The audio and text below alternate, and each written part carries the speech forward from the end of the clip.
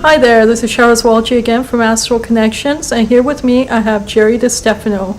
Geri is a psychic psychologist. Hello, Geri. Hi, how are you? I'm very good. How are you? I'm great. It was a wonderful trip down here. It was it? pleasant. No traffic. It was good. Well, that's good. Yeah. It's nice when the road is clear. Well, it's always a time to just kind of focus for a bit, and even though you have to really keep attention to the road, it's a really good time to kind of meditate and focus and think. I like it. I love long road trips. But that wasn't a long one. That wasn't a long one. No. Tell us about the road trips you took when you were younger. Oh my gosh. Where'd you live and where'd you grow up? I grew up in the United States. Oh, I was actually born in Los Angeles about 65 years ago. And Los Angeles in those days was really paradise. It was a beautiful city. And especially the area that I lived in, which was the San Fernando Valley. Oh. And it was all orange groves and dairy farms. It was really lovely. Like all the movie stars built rancheros and all kinds of amazing places. So if you did it before and after, I guess it's... Oh, it's not even anything remotely resembling those old days. But I can remember my family, my father and my mother, I was an only child, would pile into his 1950 Ford and drive to Canada because my mother was Canadian. And I have really vivid memories, and I think that initial road trip really instilled in me a love for being on the road. You know, it's like that adventure of you never know what's around the next corner. Right. So for me, an early road trip on my own, well, it was with my husband, was a road trip across country in the wintertime from Berkeley, California. We were both students, and we went to Massachusetts to visit a friend of his at MIT. And, you know, a lot of camping out in the snow with our dog. In the middle of the night, he starts barking incessantly. And, you know, of course, the guy I was with, it was like, oh, you deal with it. It's your dog. And I go out into the middle of this amazing forest, and this dog is just running, and he treed a skunk. Oh, jeez. And this was a really stupid dog. You know, but it was the only time he ever listened. I just said, back up, just back up. And he did, and I caught him, and we just walked very quietly away. Anyhow, I still loved it. Telepathic communication to some extent. Well, I've always had that with animals, you know, particularly. So which came first, the psychic or the psychologist? The psychic. Oh, wow. I was really psychic as a child. Tell me a little bit about that. It was very difficult. I had a Ukrainian mother who was very superstitious, and as it turns out, I found out years later that her mother in Vegreville was considered the village wise woman, and she would throw hexes and do readings on people. So hexes are synonymous to curses, kind of? Yes. Thing? Okay. She was not a nice witch, right? Anyhow, my mother, when I first started exhibiting some psychic abilities, really put the clamp on it. It was like, don't do that. It's a mortal sin. It's bad. You can't do that. But I always had this facility for hearing not the words that people were speaking, but the intent underneath. Oh. That's what I heard, and that's what I would respond to. So how would you know it was the intent versus what they were thinking, or I didn't know. I couldn't make that distinction. And so, can you imagine going through Catholic school, being taught by Irish Catholic nuns who always had an agenda and who always had an intent? There was always something going on. And so the nuns and I really butted heads. It was pretty rough. Somewhere around the age of about 40. So you obviously didn't go there by choice. Well, I didn't, but I didn't know what it was. I mean, I just assumed that what I was seeing, because I would see lights around people's bodies, I could see things up in the sky. From what age? From as far back as I can remember. Wow. My father tells a story, and I actually have the memory of it. When I was probably maybe about a year old, I was pre-verbal, and I was standing in my crib, and I remember clutching the side of the crib, and I was looking out through the Venetian blinds, and there were these brilliant blue lights, like extraordinary, brilliant lights. And my father walked in, and he said, "Go to sleep, go to sleep." And I pointed to the lights, and he reported that my first words were blue light. Oh, wow. And I went back a few years ago, and it turns out that along the coast of California, Extraterrestrial? they had Sighting? these lights off the coast. Oh, wow. And it made the front page of the LA Times. It wasn't, underneath. Everybody knew about it.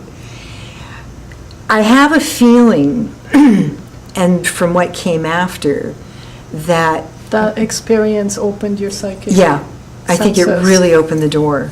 And so as a result, I just assumed that everyone was seeing and experiencing what I was experiencing.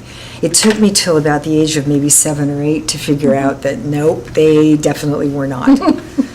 And what brought that realization then? Getting pretty soundly beaten by my mother. I kind of mouthed off to one of the nuns, and the nun called at home, and I got a really severe beating. And it was like, okay, I guess I won't do that. Not going to go there. I think I repressed it pretty intensely. My mother had cancer when I was in high school, and she was pretty much dying through that whole period. And I can remember feeling, more than seeing anything, not just feeling her pain, but feeling all of this really dark energy around her particularly. How do you recognize it as energy? Because it didn't have any physical form, you know. It was like there just always seemed to be this sort of gray cloud around her. And later on, as I started training psychically, I understood that ability to see that grayness as an ability to diagnose cancer in people. And it's odd, but that's just how I see it. Right. Anyhow, I believe everyone sees it differently. I think everybody has different senses. Their unique Exactly. rendition, should I say, That's right. of their own. Well, we all gifts. have filters. You know, we all have a different way of seeing or perceiving our reality. It's cultural. It is based on your DNA. It's based on so many things. Your own individual experiences, I'm sure, play a huge part. Huge. You know, and so I pretty much repressed all of that, you know, and then my mom died, and What brought it back? What brought it back? Well, what for brought you? it back was this. So I call it outside shocks, all right? My mother died. Within 6 months, within 6 months after her death, I was diagnosed with thyroid cancer. Went through that operation. Had a really bad time with my father after my mother died. Left home, was disowned by my father, like formally disowned. And the reason, if I may ask? Well, the reason was, I'll be blunt. My father made an attempt around some sexual abuse, and I was having none of it. Right. And I decided instead of holding the tension by living there, I would move. You would move, yeah. And when my Italian father, you know, discovered that I was going to move out, he basically said, if you move out, you can never come back. You can't come back, of course. And then he went to New York and sat with all of my aunties and said, she is dead to me, which was a shock. Yeah. It was huge shock for me. But I also knew on a very deep level that I couldn't stay there. I mean, it would not have been a good thing. Mm. So there were all these shocks. And then when I left home and I went to Berkeley.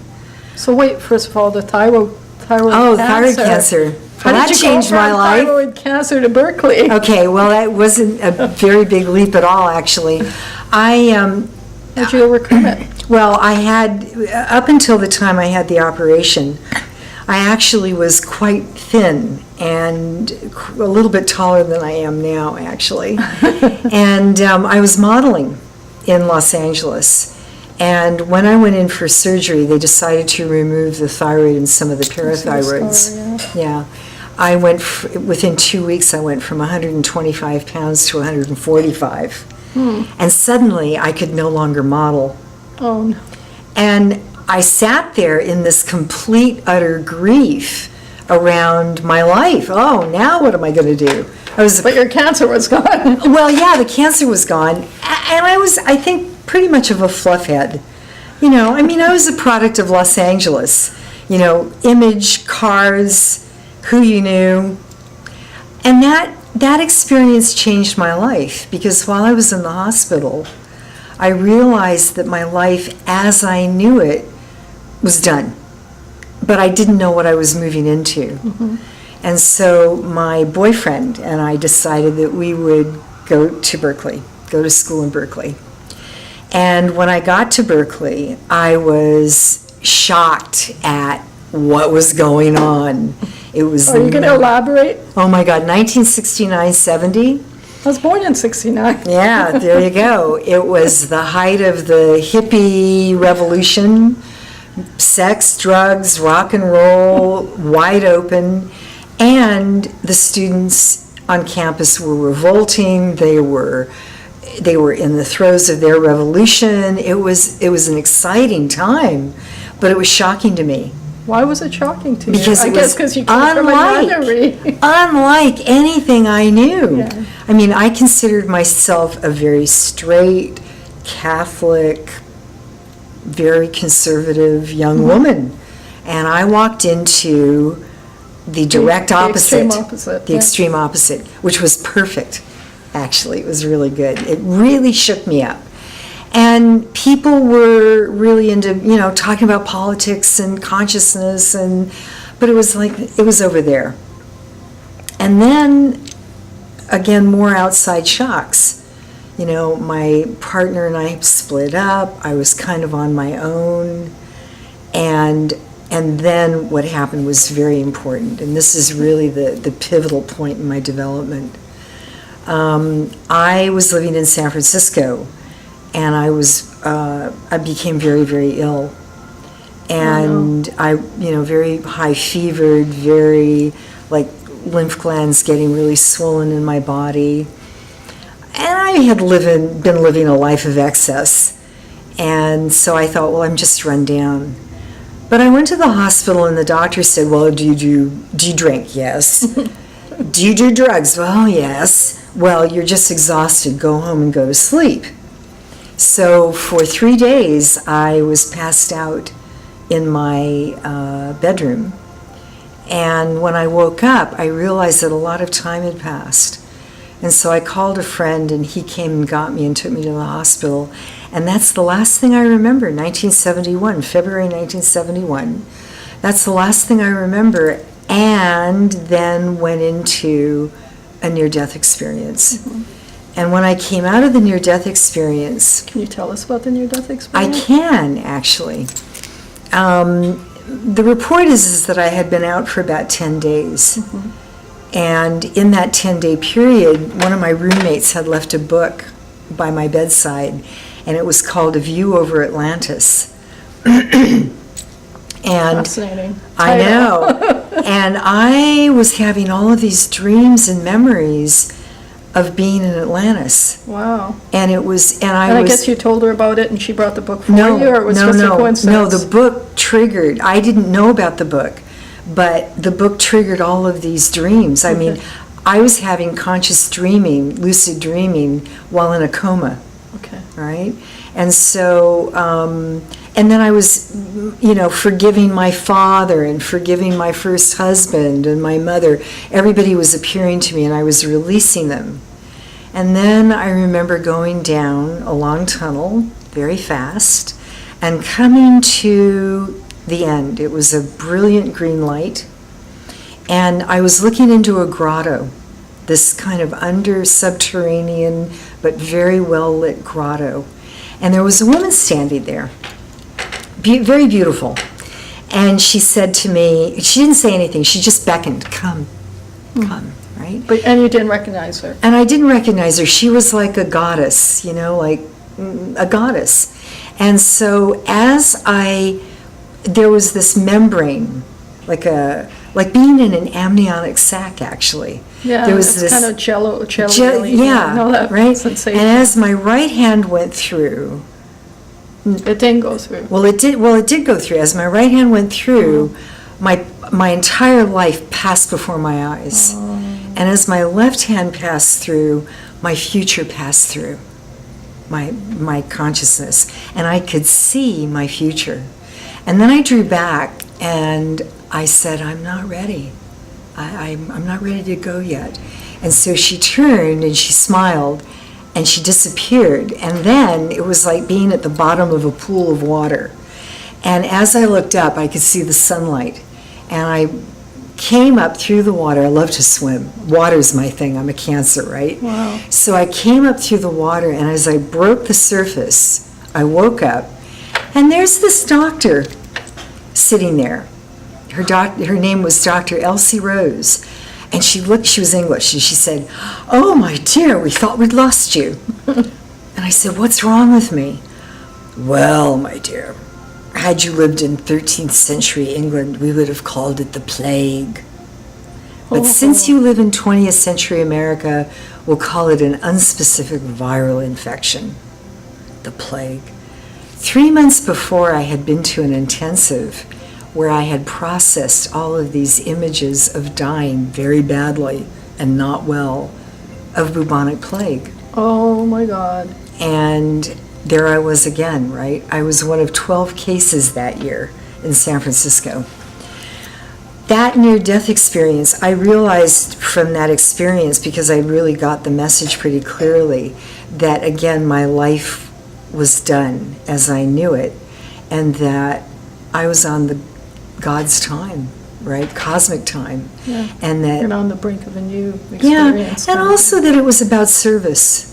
That I was here to really be of service. I didn't know what, I didn't know how. I'm a crazy hippie chick. What do I know? But I also knew that it had something to do with my psychic abilities. So I started seeking out people. How did you know? I just knew. You just I don't knew. know. I can't tell you how I would know that. Okay. But it just felt like And you were at Berkeley at the time? I was at this Berkeley, happened. right. And working on a psychology degree? I was not actually. I Oh. was in the Department of Environmental Design. I was a sculptor and a potter. Wow. And I really, that's a long story. I don't even want to get into that one.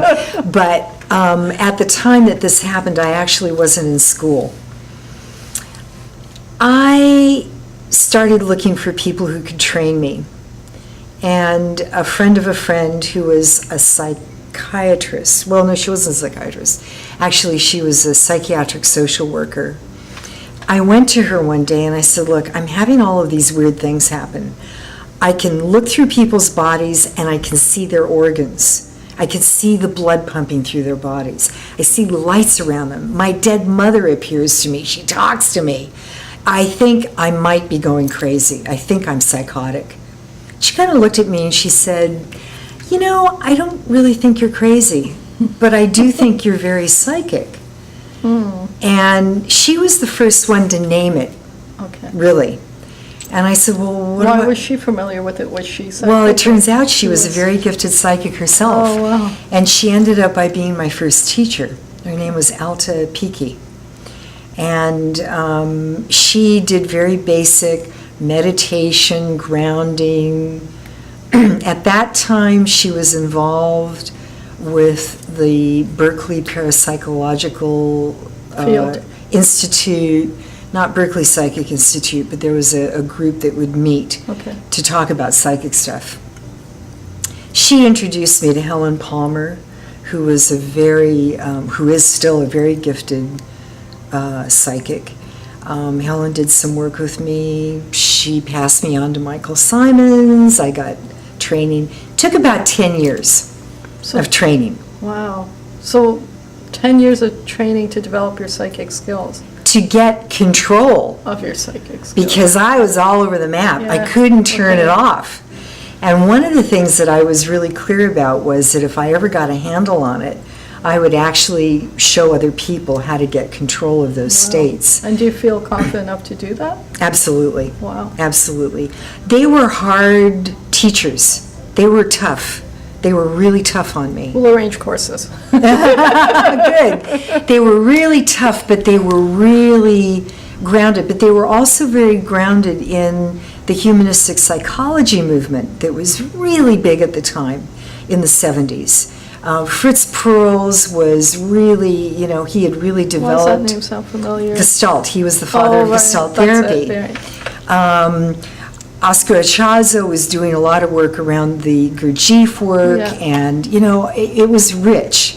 And so what they really turned me on to was the intersection between psychic development and psychology. The two were Yeah, I was not... going to say, how did you reconcile the two? Well, for instance, someone says, oh, they're schizophrenic, or they have a multiple personality disorder. And I've worked with people. They might have spirit guides talking to them. Well, not spirit guides. I think what it is that it's a bleed through from past life Their own personalities that are bleeding through, and they have no filter. They have no way of putting a Deciphering the boundary and difference. deciphering, right? And so in that integration of those personalities, basically what you're doing is you're retrieving Right. past life information. So again, schizophrenia, or is it past life? Yes, schizophrenia can be a brain anomaly. There can be something wrong with the neural wiring in the brain. I guess if you're Catholic, you get sent for an exorcism. Exactly. Oh my God, exactly right. This is all against Catholic doctrine. So there's a way of looking at, let's say, modern psychology and actually looking for maybe the deeper psychic dysfunction. Very often people come to me as a last ditch. I've tried this, I've tried that, I can't get a grip. And it's amazing if you start framing it in, you have control of this. We can look at this from a different view, from a different point of view, which might be that either there's a past lifetime bleed through, there's a body memory, or you're just running way too much energy, and you need to figure out a way of filtering it, bringing the vibratory rate down. John Mack at the Harvard Medical School many years ago put together a program, a system called Spiritual Emergence. Okay, he was a medical psychiatrist who recognized in his practice that there were people who suddenly were seeing things, experiencing things paranormal, and did case studies, I guess. Yes, many, and that brought about what was called a spiritual emergency. It doesn't work to give those people drugs or to put them in an institution or give them shock treatment. What works is recognizing this as some part of their consciousness is trying to break through. And in that breaking through, well, it creates all kinds of havoc. I mean, I've known that I've had those experiences in my life. And they're terrifying because you don't know which end is up. Everything you knew about what you thought was reality is certainly... falls apart. It's upside down, right? So he really was a pioneer in that whole field. And even today, there are whole websites that are dedicated to spiritual emergency with therapists and healers and... That's what's recognized in it's the psychological recognized, field? Well, I don't know that it's widely recognized in the psychological field. I don't think so. But it certainly is recognized in our area of, let's say, consciousness studies as an important element for some people, right? That there is a way to get help. So the near-death experience changed my life. And I also, what it did was, it gave me that sense, as in the Carlos Castaneda books, where Don Juan tells Carlos, death is your ally, right? Well, once you really get what it is to die, there's no fear of it. It's like your consciousness is right there. It's one breath to the next. It's like stepping into another room. Why would I be afraid of that, right? So in my life, it's allowed me to be really fearless. I mean, in a meditative state, you do that as well. You could step into another room and course. be in another reality and come back, so. Absolutely. But there's a note of finality in a near-death experience, because you know that this is it. And the most amazing piece of it is knowing in that moment that no matter what's going on with your physical body, you have a choice. Yeah. And Yeah, that I believe choice that. overrides. You make the decision ultimately. Ultimately, yeah, exactly. And that even if you get sick or die, when you get up there, you have a choice to come back. That's right. So, after 10 years of training with all of these hardcore teachers, Sounds like a fascinating journey. well, it was not easy, but at one point, I remember one of them saying to me, look, we've taught you everything we know, now just go do it, right? So this is where it comes time for you to this is where the rubber meets the road, right? Yeah. So I'm sitting there and I'm doing readings with people, but what I really understood quickly is that people come to a reader not always because they just want to know about their career or relationships. They have some pretty deep questions. Yeah. And those questions cannot be answered in an hour or even two, right? No matter how good you are.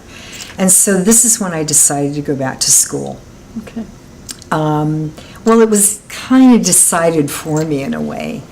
Isn't it always? I know. At that time in the Bay Area, there was a school that had just been started by the head of the psychology department at Sonoma State. It was called Paideia, and it was by invitation only for people who were already working in their field but wanted to have a degree, right?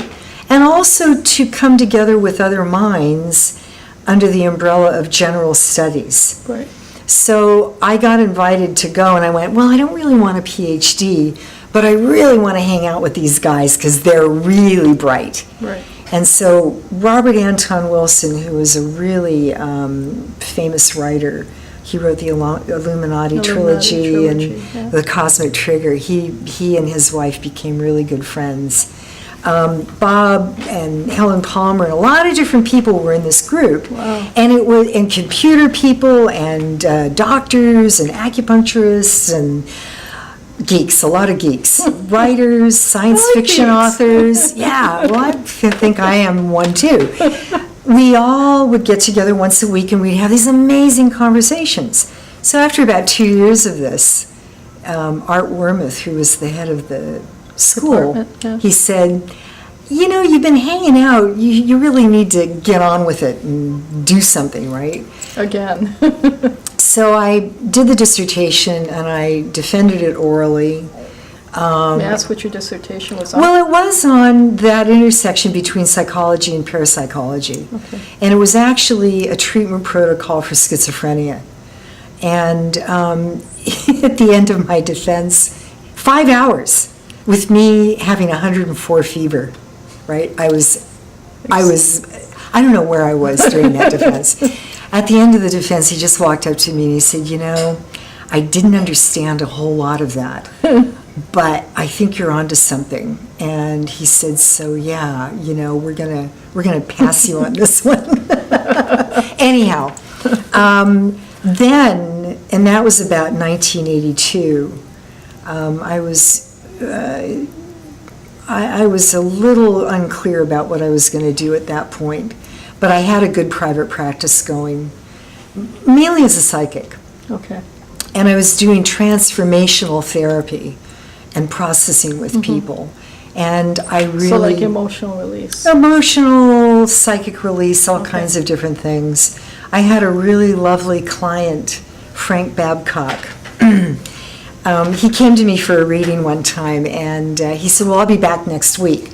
I said, I can't give you another reading in a week. He said, well, I don't know what we'll do, but I'll come back. So he would come back, and every week, he would just lay on my office floor, right? And he'd say, just do something. Well, what do you want me to do, Frank? I don't know, just do something. So I would meditate with him, or I would feel around, oh, you know, it feels like a little congested there. and then he would release or he would talk. Basically, what he did was this. He was experimenting, I guess. For 1 whole year, he taught me how to really become a therapist. And he knew exactly what he was doing, because for many years he had done, breathing work with Stan Groff and all different kinds of rebirthing work and everything. Fascinating. And he just taught me how... Experientially. And he was with me for about almost 4 years, in fact. And so I really got the confidence to really branch out and to really work with people in that way. And so... What a lovely soul. He was a lovely soul. I hope he's reincarnated back. I would like to run into him again. He was a teacher. He was really a teacher for me. Very unassuming, but brilliant, and a good heart, a really good heart. So he contributed to your growth, obviously. He did. He really did. But I came up with this idea, and the idea was this. I didn't want to be just known as a psychic or even as a psychologist. And I really wanted to meld the two together. Well, no, not even beyond that. What I wanted to do is this. I wanted to show people how, in whatever walk of life they were, that they could use their abilities to enhance their lives, to really excel at their work, whether they were a teacher, a doctor, a bricklayer, it didn't matter. And so what I did was this. I went completely afield from where I was. I went down to Monterey and I opened a restaurant on Cannery Row. And I wanted to understand what it was really like to run a business, to do the day-to-day, because I'm a worker. Mm-hmm. I like the physical piece of it. And how to apply what my abilities and my psychology were to running a restaurant and working with customers, right? And so sometimes the customer would come in and, I don't really see anything on the menu. So the waitress would come back and, we have a problem. And I said, no, it's not a problem. This is going to be fun. So I would sit down with the person and I would just talk to them for about 5 minutes about their life and what they were up to. And I said, can you trust me? Well, yeah. I said, look, I'm going to go back in the kitchen. I'm going to cook you something. And if you love it, you can pay for it. And if you don't like it, you can leave. It's okay. So I would go back and I would just stand there and I would meditate, right? And I What's his favorite food? Feel their energy. And this one woman in particular I was thinking about. So I went and I found some nice soba noodles and some shrimp and some lovely mushrooms. And, I just did this lovely stir fry for her and a little vegetable and very, very simple. And I brought it out and she said, oh my God, this is exactly what I wanted. And I went, yeah, great. And my waitress is just standing there going, oh my God. And then there was a time in the restaurant when... we don't have menus, we know what you want to eat. Yeah, well, I wouldn't want to do that for everybody, not on a busy night. Richard Chamberlain was in town for some kind of New Age or consciousness weekend or week, and he ended up in our restaurant, right? And of course the whole restaurant went, oh my God, Richard Chamberlain's here. I said, I said, everybody treat him like he's just another customer, right? Yeah. And so he kept coming back, right? And there's this journalist that came to the restaurant one afternoon. He said, I hear Richard Chamberlain's, hanging out. Do you? No, you cannot interview him here. You cannot do that, So when Richard, we knew it was going to be his last night.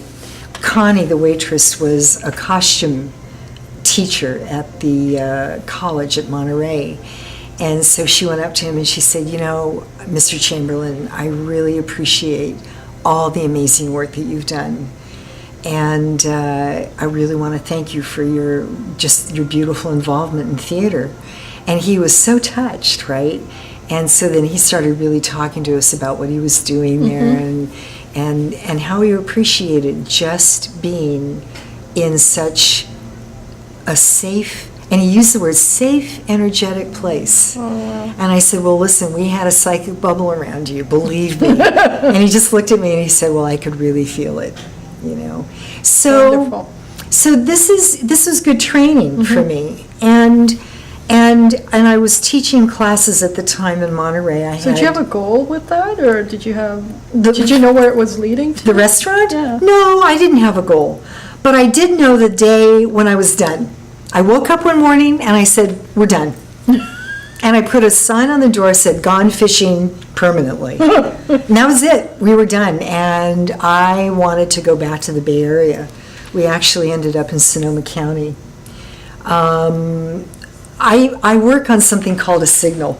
Okay. I will do something and I wait for the signal. And it's a kind of an internal thing that goes off. For instance, fast forward to 1995, August 23rd, 1995. Okay. I was living in Santa Rosa. I was the executive director of a program called Hestia House, which was a residential program for women that were pregnant that were placing their children for adoption. And it was something that I'd been doing for about 11 years with a partner, Susie Cook. And it was very demanding work. In my home, I would have up to 9 pregnant women.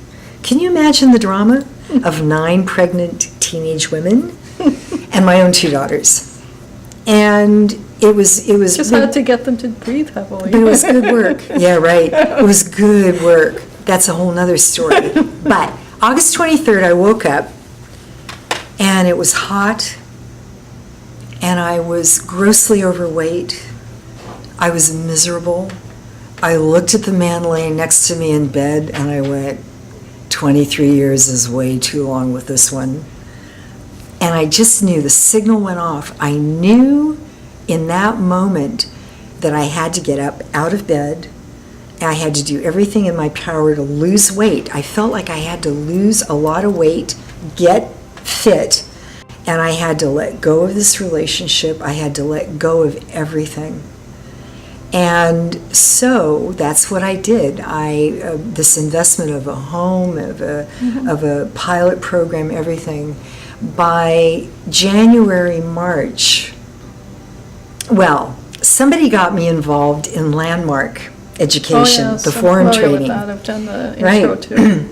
And the forum training was good, but the advanced training was really good. So March, I did the advanced. And I'm sitting there in this advanced training. And 2 things. I had needed to lose weight, which I did. And for some reason, I had this thing of I had to get tan. You had to get what? Tan. I had to get my body tanned. Now, where does this come from, right? So I had been doing tanning booths, which are, so dangerous. But anyhow, I was tan, I was thin, and I was sitting in my office. It was about 1 o'clock in the, no, wait a minute, that's too far. In the advanced, there's an exercise, and the exercise is to do the 10 points of your perfect mate. Well, I crossed my arms, I sat there, and I was determined not to do that, because what I was going to do was go into a 3-year Buddhist retreat in northern New York. So I didn't want anything of mates, right?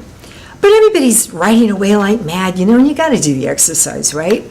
So good Catholic girl that I am. You did the exercise. Yeah, I did the exercise, but I just tossed off whatever came to my mind. Okay, number 1, he will be a brown-skinned, blue-eyed man. He will be a lawyer. He will be spiritually adept, have traveled widely, speaks 3 languages, and is emotionally available. I got 6 out of 10, right? At the end of the exercise, they really let you know that it's not about ever getting the perfect mate, right? It's not about that. So I forgot about it. April 9th, 1996. I'm in my office. It's 1:30 in the morning. I really don't want to go home. I don't know what's up. I'm chatting with a friend of mine in Los Angeles on AOL. We're just chatting away. All of a sudden, this instant message comes that's right. up. AOL was there. Nice. Instant message comes up, right? And the instant message says, "Hi, I'm enjoying this beautiful full moon over the San Antonio River, and I just wanted to share it with someone." So I tune in, right? Old, drunk, wanker on the internet looking for cyber sex. Not, right? So I just wrote back politely, "Not interested, talking to a friend, catch you later," right? And he, very polite, "Thank you very much." I go to sign off, and there's this 3-page letter. And I'm reading this letter, and I'm howling in laughter. It was the funniest thing I'd ever read. I wish I had a copy of it. Like I was going to ask I you. know, I don't. I just laughed and laughed and laughed, right? And so I wrote back, the response, and forgot about it. Next morning, I come in. My secretary, who had downloaded all the emails from the night before, because most of it's business work, right? She said, "What's this? What's this exchange?" "Oh, I don't know, something that happened in the middle of the night." She said, No. Now, this woman is very psychic herself. She said, "This guy is perfect for you. Dina, I am not looking for a man in my life. Forget it." No. Write back, right? So I wrote back. Started writing back. Well, it's Alfred, right? It's Alfred Webre. Now, the funny part of this is this. He also, on August 23rd, 1995. So he obviously has a romantic side that you never talked about. Oh, he's Cuban. Come on. He also, on August 23rd, 1995, had a signal. He was in Canada in a spiritual community, and he got this very definite something's happening, right? And the reason for the tan was that I ended up moving to Brownsville, Texas. And being one of the few white girls in a Hispanic community, at least being a little bit darker was a little bit easier. And it's really hot down there, right? So I guess you have to get used to the heat too with the tanning you were doing. Yeah. Well, the thing is that Alfred and I, when we finally met. When we finally compared notes on where we'd been for the previous 30 years, we had actually crisscrossed over and over again. Wow. We'd been at the same party in San Francisco in 1976. Wow. But just didn't run into each other, right? And so we felt hippie event. Well, we had to meet. And so all the plans that I had for the Buddhist retreat and everything else went on the back burner. Totally. And it's been an interesting ride ever since. Now, the point of all of this is what he did to find me on AOL is kind of interesting. What he did was he put keywords in for people who were online at that point. There were 250 names that came up, and he just went, that one. Now, Alfred, I think I'm psychic. He is really out there. He's really psychic. And he had no conscious idea of what he was doing. And neither did I, right? But then you find all these parallels. Well, and not only that, but finally, I think maybe we were 4 or 5 days into an email conversation, right? He called me. And I think the minute I heard his voice, and he is a brown-skinned, blue-eyed man, a lawyer. He speaks 3 languages fluently, traveled widely, spiritual, and he was emotionally available. Now, how does that work? Right? I don't know. It was kind of interesting. It just does. Anyhow, so I think, over the years, what I've attempted to do in my work, especially in my training, is to, look, I'm not in the business of training psychics per se. Most of the people, although some people have gone on to be really, really very excellent psychics, most people really take their ability, their enhanced abilities. Everybody's psychic. It's just a matter of kind of teasing it up, right? they've gone on to really Develop. excel in their work, in their jobs, and to do really amazing So things out there. It's a practical It's practical psychism. Exactly right. Practical psychism. You know, these are the tools that you can use to really go through life with a lot less struggle, a lot more control in some ways. It's a paradox. More control, more surrender. So what would you say to someone who's having, I don't know, the occasional experience of lights and flashes and scenes from other people's lives and whatever it is they're experiencing, hearing voices? What would you say to them? Well, what I usually when it's start so out by erratic saying like that? Yeah. is, this is normal. It's what? It's normal? Yes, it's normal. Most people can see those things or feel those things. They just were programmed before about the age of 7 or so to not see those things. Right. You talk to any small child and you ask them to describe something they're seeing, they are seeing all of that stuff.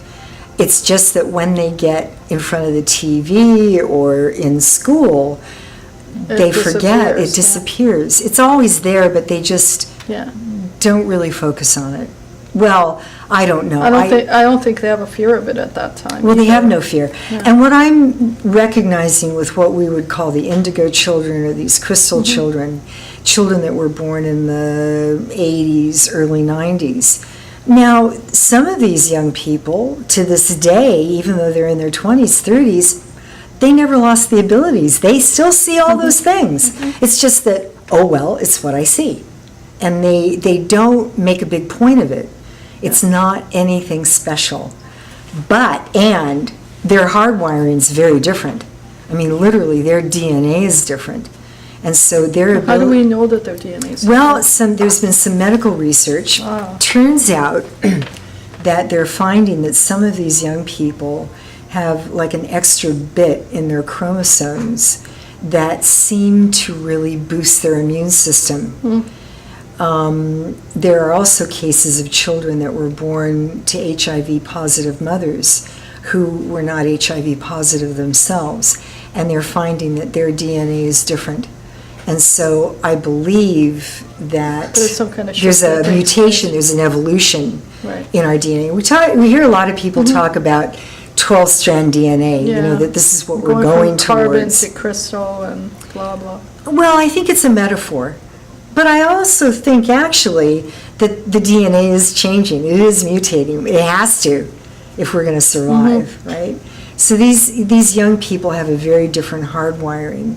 I once read a little gal, she was about 19 years old, a student at UBC, and I said, I don't usually tell people this, but I feel that your soul, your being, is actually from a completely different dimension. And she looked at me, she goes, oh, I know that. She said, I'm actually from Sirius B. And actually, I have a twin on Sirius that always talks to me all the time. Hello. I said, well, I guess anything I tell you from this point on isn't going to be a surprise. And it wasn't that she was crazy. Not at all. She absolutely knew who she was. Her problem is in her ability to adapt to a physical body in this dimension. She's having a hell of a time. So, you know, these kids are different. So it must be an exciting relationship between you and Alfred, working together in the same field. It is. Not so same field. It is. Well, you know, we actually, I have a funny piece on this. In my other life, I always said, well, I'm a diva, right? You know, I'm the teacher, I'm this, I'm that. What an ego. But, you know, people do project on you a certain image when you're doing this work. Well, you were a model. I was, yeah. And when Alfred and I... said you're sexy and you know it. Well, thank you. Wow. When Alfred and I got together, it was really clear to me that my karmic contract with him was to support him in his work, that it was very important work. And so he always wanted me to get out there and, well, do what you do. And I said, no. I said, there's no room under one roof for two divas. I said, you need to be the diva. You need to be the one that is out there. I'll support that. So I've kept the ground under his feet really steady so that he can just do what he needs to do. Now, all these years later, it's about 15 years, 16 years into our relationship, while we've kept our work separate, we're now in the process of bringing it more together. Wonderful. And it seems like the right time. Hopefully we'll be presenting, not together on the same stage, but at conferences. Why not together on the same stage? Well, you know, his field is a little different from Yes, mine. it is. And I think we actually Can't you? magnetize a different crowd, a different group of people. Okay. And while there's overlap, I think there's some differences. It's really funny. It would be interesting, though. I think it would be. We'll try to figure that one out. We'll see. The thing is that I've always had a very practical approach to psychic work. It has made me somewhat unpopular in the whole New Age movement. When I did a lot of public work before, people wanted me to be very, kind of woo-woo and, your guide is speaking through you or whatever. And I'm kind of not into that. I mean, I don't discount that. No. It's just not my path. So my way of being and my way of working is a little bit offhand. It's a little bit earthy. It's a lot grounded. And it really is about getting people to function, right? It doesn't do us any good to have all kinds of psychic abilities if you're not Not be functioning able to on the apply planet. them. Yeah. And what I find happening is that there's a lot of casualties in the New Age, a lot of what I call the walking wounded, because they're so blown out, they're so ungrounded, and they're constantly, I don't know what I'm doing, I don't know what to do, I need to know what I'm doing. I've got a mission. Well, right now, why don't you chop wood and carry water? Because you're not feeding yourself and you are not housing yourself. I will not take a student on, especially in the advanced work, unless they're self-sufficient. They have to have work and a roof over their head, and they have to be stable. Because when you go into these higher energies, if you don't have the ground under your feet, you can get really disoriented really fast. So I want to really work with people that want to apply those abilities to doing the work, whatever that work is. And they can be a bricklayer, but they are going to be the best bricklayer. Right? And if they love what they're doing, that is a great teaching for, you have no idea how many people, not just the bricks itself and what it became, but the process of it. So that's what I'm up to, kind of basically. Have you thought about writing? I am trying to write. You can't try anything. Well, I know I am writing. Yoda says, do or do not. I am writing. No try. I know, I am writing. I'm not disciplined. And I'll be very honest with you. It takes, like Alfred, he can sit down and for 4 hours he'll say, I'm writing, don't bother me. Right? I sit down and I'm writing and, the housemates need something or the pot's boiling or, but I'm getting better. And I actually do have a title for my book. Wonderful. It's called, this is really awful. It's called Namaste Asshole. And it comes out of a story. I love to tell stories. I was traveling with a friend of mine. It was a long road trip. And we were bringing a truck full of her mother's furniture from North Carolina back to the Bay Area. It was hot. We had no money. We had $10 left. And when we hit the bridge, we were thinking, that $10 is going to buy us ice cream, whatever, right? We get to the bridge, and the toll taker, this was in California, was a very, very lovely Sikh, and he said, that'll be $10. What do you mean $10? It's only $1.50 to go across this bridge. No, $10, you have a truck. Suddenly, visions of ice cream, anything cold, went right out the window. Now, Patty was there, my friend Patty, who had been a student of mine, and her daughter. And her daughter was about 10 years old.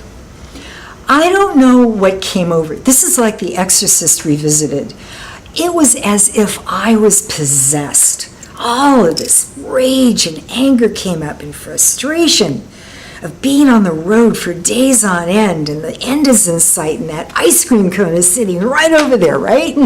And he's going to take my last $10. So I threw him the money, screeched out of the toll booth as I yelled, "Namaste, asshole." Oh my God. So all of a sudden I looked at Patty's face, and she was just stricken, and PZ was like, oh my God, stricken. And I realized in that moment that no matter how conscious you think you are, you can suddenly go quite unconscious. And this stuff just comes up, right? So the book is about those moments. And it's about how we need to take them as an outside shock. This is a wake-up call. You thought you were this, but you're really that. And it's okay because you're human. Right. And you have a choice. You can be the asshole, or you can be the namaste. Right. Right? So, my husband hates the title, but I'm going to go with it. That's okay. Go with it. Yeah. Go with your heart. I find I'm writing a lot of long passages in my timeline on Facebook, and it's helping me to develop themes and ideas.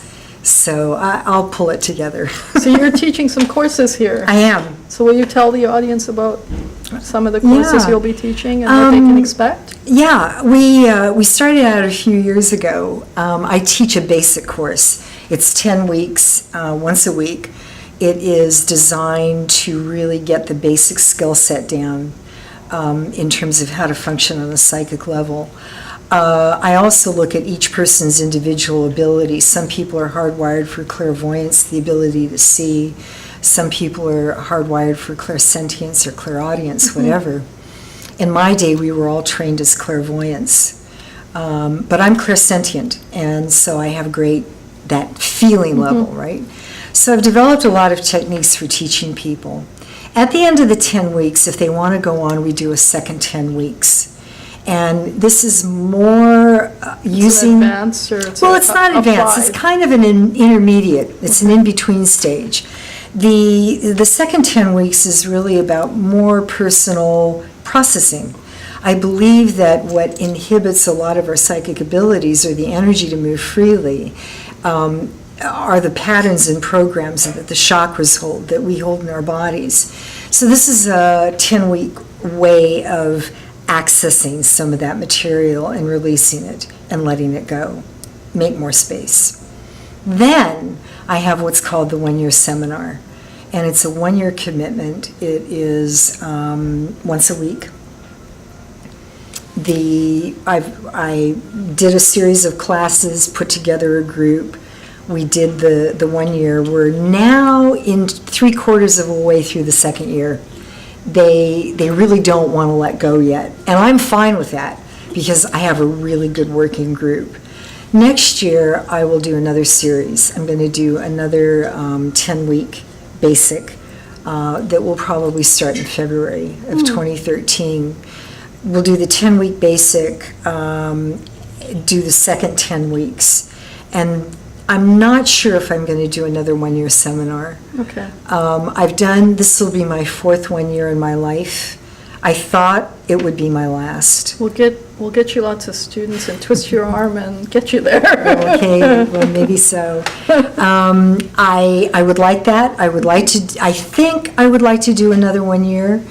Not a problem for me, but the challenge in the 1-year seminar is while I'm doing the 1 year, my energy is focused on my senior students. And it takes a lot more energy than people realize. So I don't even do basic classes. However, this time I think what I'm going to do is they're far enough along where I can actually do the basic classes again. So we'll see. We'll see how it goes. I'm open to any possibility, actually. I made a commitment after being really quite disabled for about the last 5 years. Your health is fine now? My health is amazing. Excellent. It really is. But it really slowed me down physically. So my big commitment is to travel. I really want to see the world and get out there. So this is my agenda now. I want to That's travel, excellent. I want to teach, I want to work, because the work for me is what I know, and it's what I love. So I've exhausted all my questions. Oh, wait, one more. Okay. The crystal you're wearing. Oh, the crystal I'm wearing. Well, of course it has a story. Back in the 70s, when I was living in the Bay Area, I had a student, Josephine, and she said, I met this amazing man by the name of Frank Dorland, and he is in possession of the crystal skull. Oh, It was wow. the Mitchell Hodges crystal skull. Oh, all right, whatever. No, you've really got to go meet this man. You've really got to go meet him. So I diddled around, and I think about a month later, I finally went to meet him. But I missed the skull by a week. Oh, jeez. Can't believe it. He had to give it up. Anyhow, I walked into he had this huge garage, and there was a table really, literally about the size of this room, and it had little pieces of paper on it. And the paper in the middle of the paper were these crystals. And I said, I don't even know how to begin to choose something. Oh, well, it'll just jump out at you. Now, his thing is that he was a scientist. He was one of the world's experts on crystal. He did all the initial research on the crystal skull. The crystal skull talked to him and told him how to grind crystal for working and wearing pieces for psychics and healers.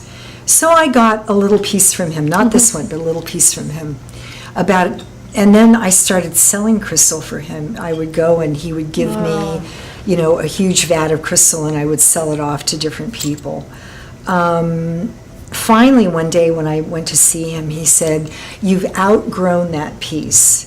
And he said, "I made this one for you." Oh, beautiful. And so it's Venus hair quartz, and Can I feel it? it's a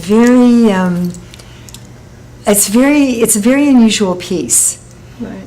Because what it does for me is it really, especially when I'm working psychically, it really amplifies my energy pretty intensely. But it also has Beautiful. the effect of grounding. I feel very fortunate to have had an opportunity to work with him and learn from him. Another good teacher in my life. That's fascinating. Yeah. Well, thank you, Geri. Is there anything Thank you want you. to share with the audience that I may have left out? Well, yes, actually, and that is this. I really believe that the best way that we learn is through humor and through laughter. And I really I like to laugh, and I like to tell stories and jokes. And so Do you have a joke for us? No, I don't. I'm terrible. You said you I wouldn't like tell a listening to joke. jokes. I don't like Alfred always, he says you don't know how to deliver a punchline, and I think he's right. I think that this is the way we learn, in fact. And so just know, all of you out there, Smile. that if you do come to see me, when you come and see me and work with me, that there's a lot of laughter involved. Wonderful. And we don't take everything too terribly seriously. So, thank you. Okay, Thank so you keep very smiling, much. everyone. Thank you, Geri. It was a pleasure. Thank Thank you. It was a pleasure.